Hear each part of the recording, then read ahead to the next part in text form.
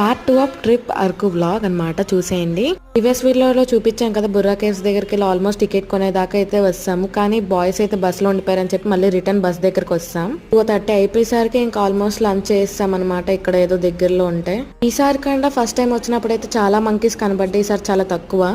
Food అయితే తినేసిన తర్వాత బస్ దగ్గరికి బై వాక్ వెళ్ళాలన్నమాట. చాలా దూరం అయితే నడిచాము. నైట్ టైం అయితే ఎంత చలి ఉందో దాని డబల్ ఎండ్ ఉంది ఇక్కడ.